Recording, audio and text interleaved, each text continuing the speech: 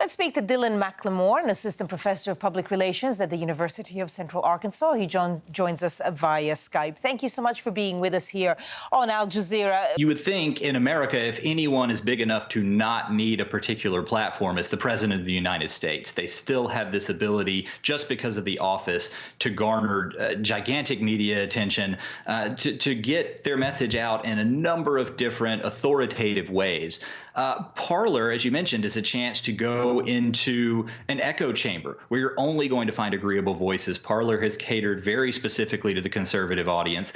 He could go there, but I think a lot of what Donald Trump does with social media is use it as a step toward reaching traditional media, where he reaches his supporters and then he reaches journalists. And journalists don't spend a lot of time in places like Parler.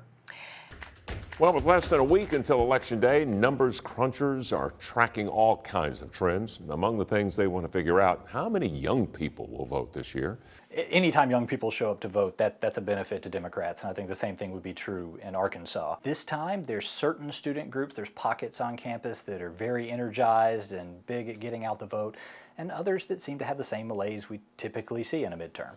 That'll be an interesting thing to see, because Donald Trump himself on Twitter and at rallies has been mentioning One America News Network, which is even further to the right than Fox News. And he's been trying to suggest that maybe he'll start treating them more favorably. He'll give them more interviews. People should go watch them.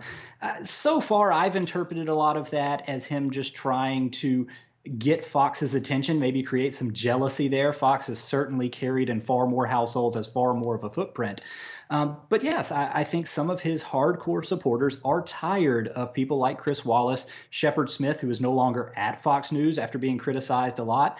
That maybe they are looking for other places to find this content that's more agreeable. And that's dangerous no matter what side of the political spectrum you're on. To our top story tonight, only a few hundred people live in the town of Grady, but the eyes of millions are now zoomed in on that area. Arkansas is not a major media hub, and we're not really connected to any major media hub, so it's sort of rare to get that national coverage.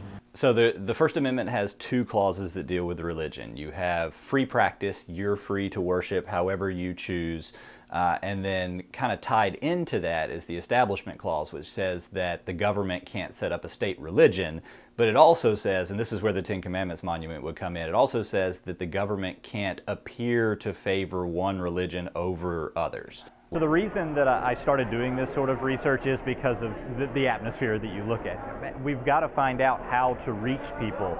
Media literacy is something that's really important to me. So if we can find a way to help people understand what a quality media source is and to be aware of our biases, that we all have them. I study this stuff and I have biases I have to watch out for when I'm consuming media messages. But if we can become more aware of those and figure out ways, both on the receiver side and as journalists, how to form messages that can confront some of those biases we know we're going to face, then maybe that will help us, hopefully, maybe it'll help us become a more informed democracy. Dylan McLemore, U.S. media researcher, really good to talk to you about this. Thank you for your time. Great to talk to you. Thank you.